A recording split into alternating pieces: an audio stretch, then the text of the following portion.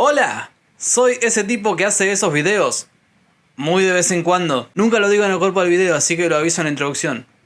En este video voy a tocar solamente el primer libro de la ética de Spinoza, acerca de Dios, porque es lo único que me considero en condiciones de explorar. No tengo el libro de Spinoza en formato físico, así que acá les colgué para sus ojos la fotocopia que usé en mi cursada de Historia de la Filosofía Moderna en la facultad.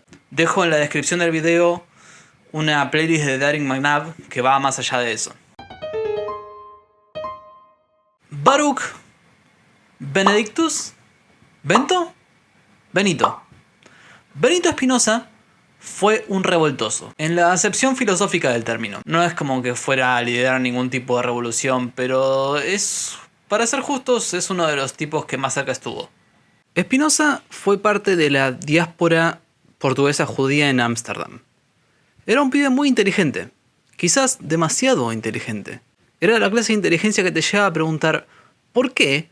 Justamente en la clase de cosas en las que no deberías estar preguntando por qué. Sobre todo cuando estás en una posición en la que el dogma religioso es considerado la verdad absoluta. Casualmente, a los 23 años recibió un jerem, el equivalente judío de la excomulgación vitalicia, debido a actos monstruosos y herejías abominables.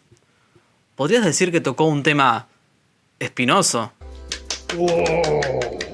Ahora, no voy a decir que los cuestionamientos de Spinoza a la religión organizada fueron la causa de su jerem, pero sí voy a implicarlo fuertemente. Pero, ¿qué cosas tan terribles hizo Spinoza como para recibir la mayor pena que una autoridad religiosa podría imponerle? La verdad es que no sabemos y nunca vamos a saber, probablemente. Pero una exploración superficial de sus obras posteriores puede darnos una conjetura educada. Por como yo lo veo, hay dos grandes formas de leer la ética de Spinoza. Puede haber más, capaz. Pero que se jodan. Es mi videoensayo y yo elijo el marco teórico. La primera, la más ortodoxa, es decir que Spinoza era un racionalista, en el sentido clásico del término. Una persona que considera que la razón es la fuente última de todo conocimiento. El más famoso exponente del racionalismo es René Descartes y su método analítico para obtener verdades. Spinoza sería el continuador del trabajo de Descartes, y el trabajo de ambos estaría fuertemente influenciado por el discurso matemático. Uso los lentes porque peor es trabajar. Esta inspiración de la matemática es más clara en el título del Magnum Opus de Spinoza, la ética demostrada según el orden geométrico. Este título ya nos muestra que la estructura de texto va a ser de tipo analítico. Spinoza empieza definiendo una serie de términos y dando unos axiomas bastante razonables que gran parte de la comunidad filosófica de la época aceptaría. Sustancia es aquello que es en sí, se concibe por sí. Dios es un ente absolutamente infinito. Todo efecto tiene una causa. Libre es aquello que está determinado por sí solo a obrar. Ese tipo de cosas. Todo el edificio de la moral de Spinoza está construido a partir de estos meros 7 axiomas y 8 definiciones, que prácticamente cualquier filósofo le habría concedido en su momento. Hoy podemos rechazar, por ejemplo, las nociones de libertad, sustancia o necesidad que Spinoza propone, y con eso se cae todo el edificio. Pero en ese momento, con el auge de la metafísica cartesiana, poca gente los consideraba cuestionables. Los empiristas ingleses, por ejemplo. Lo que tiene interesante Spinoza es cómo, a partir de estos puntos comunes, es capaz de demostrar, en el sentido matemático del término, una cosmovisión profundamente distinta de la dominante en ese momento.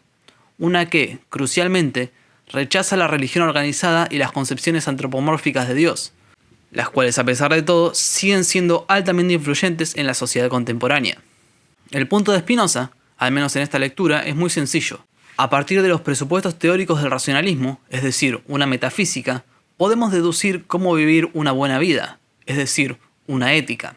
Por eso el nombre del libro. ¿Pero no dije que hay otra lectura posible? Algo así. Este tipo, Gil de Luz o algo por el estilo, no sé bien cómo se llama, dice que Spinoza es un empirista.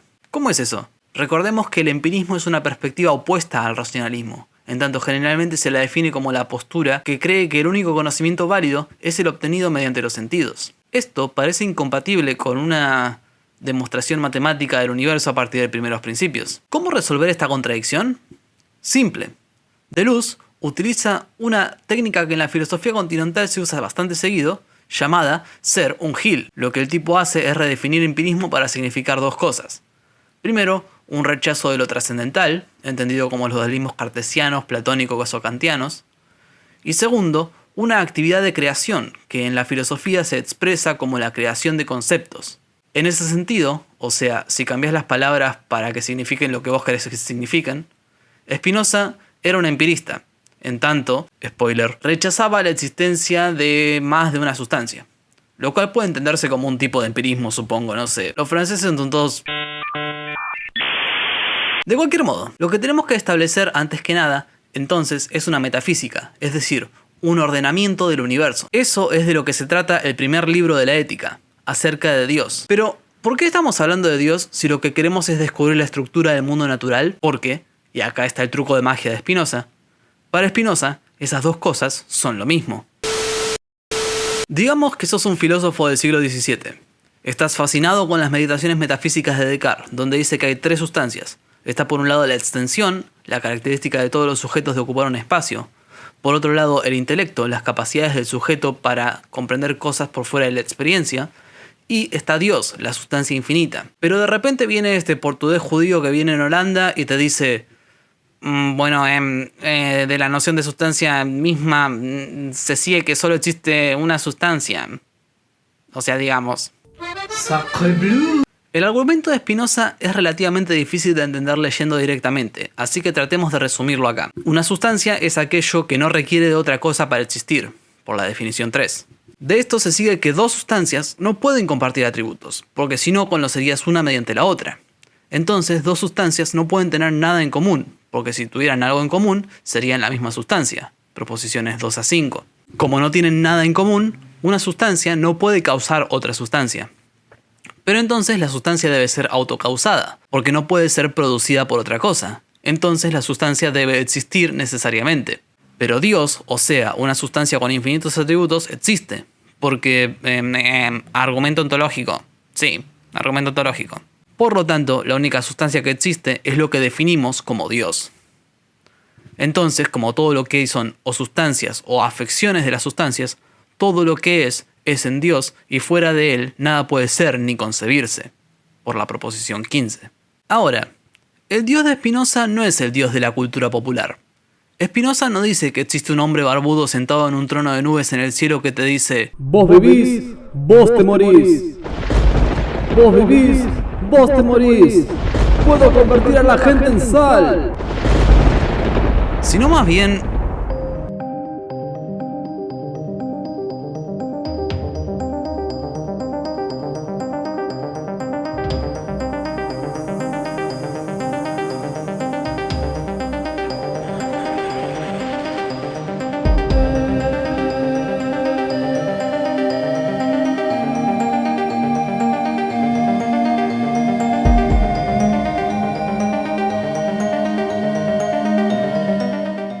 Para Spinoza, Dios no está ahí escuchando tus rezos y condenando a gente al sufrimiento eterno por no creer que existe, sino que es la causa original, la sustancia, aquello que yace debajo de toda la creación, es decir, de todo el universo. Por eso se suele identificar su trabajo con el lema Deus sive natura, traducido al español como Dios o la naturaleza.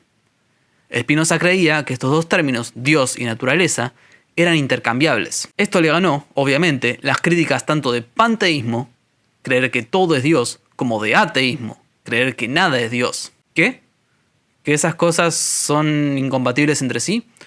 Bueno, a Spinoza lo putearon por los dos lados, ¿qué te puedo decir? Por un lado, esto parece implicar que todas las cosas del universo son Dios. Eso es panteísmo de manual.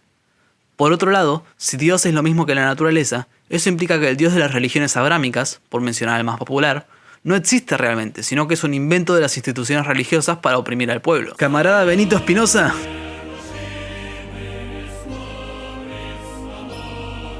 Vamos a volver a eso más adelante. Por ahora alcanza con decir que la de Spinoza no era una postura popular en los círculos más religiosos. Dios, entonces, no es el barba, sino la causa inmanente de todas las cosas. Piensen en el primer motor inmóvil aristotélico, o el uno neoplatónico, la cosa que sostiene todas las otras cosas que existen para que sigan existiendo. Cuando se hacen bien las cosas, la gente no estará segura de que uno hizo algo. En ese sentido, es mejor entender a Spinoza no como un panteísta, sino como un panenteísta. No un tipo que cree que la botella que se cae es Dios, sino que la botella se cae por las leyes de la física y esas leyes son, en su totalidad, Dios. A esto se refiere cuando, por ejemplo, dice que de la necesidad de la naturaleza infinita deben seguirse infinitas cosas de infinitos modos.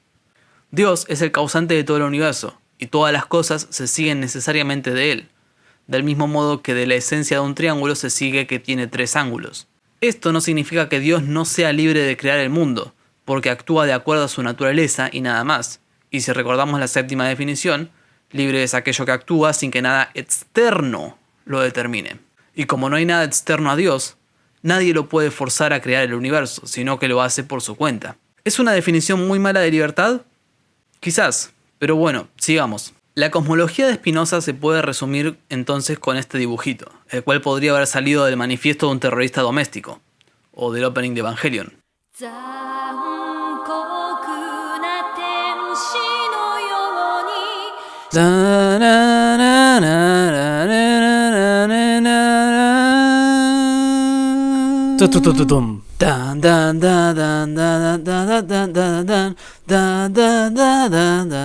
No me copyrighten. Ahora saben por qué estaba disfrazado de Luna Bomber. Dios es la sustancia infinita de la que se siguen infinitos atributos. De estos atributos conocemos 2, el pensamiento y la extensión. De estos 2 atributos se siguen los modos infinitos, las leyes de la geometría y la física por un lado y las leyes de la psicología y la lógica por el otro. Y de ellos, las cosas particulares. Este micrófono, esta silla, esta persona, estas ideas particulares, como modos finitos de la sustancia. Esto puede sonar complejo y absurdo, pero recuerden que todo se sigue de las definiciones y axiomas originales, y que si se los negamos, su edificio se cae más rápido que ciertas torres en cierta fecha del año 2001. Un par de cosas más que vale la pena mencionar. Primero, nada en el universo es contingente, sino que todo está causalmente determinado. Como todo es en Dios y causado por Dios, entonces ninguna cosa puede estar determinada a obrar por sí misma, sino que todas tienen una causa externa.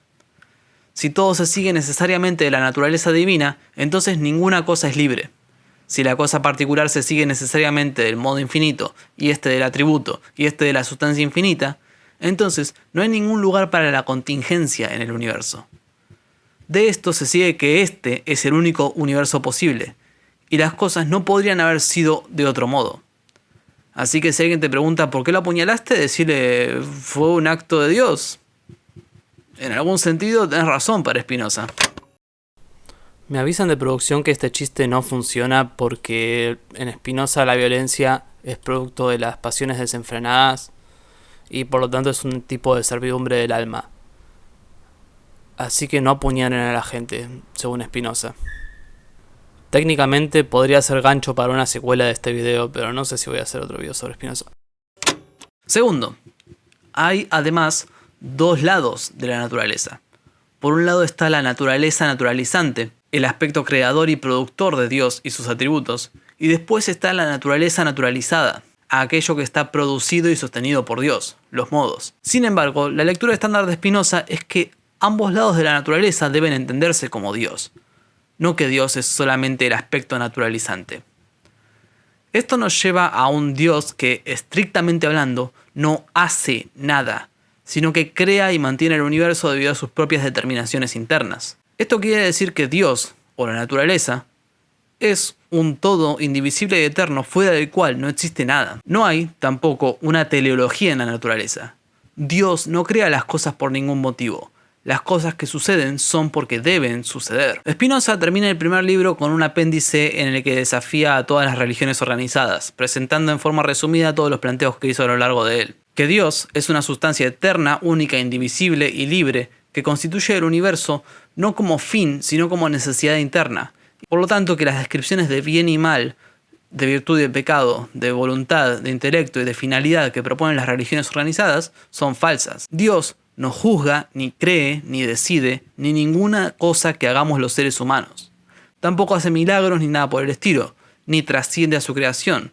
Dios, para Spinoza, es una entidad inmanente, libre en un sentido muy particular que la hace única y para quien somos completamente irrelevantes. Ahora capaz ¿Entienden? por qué lo excomulgaron a Spinoza. Gracias por ver.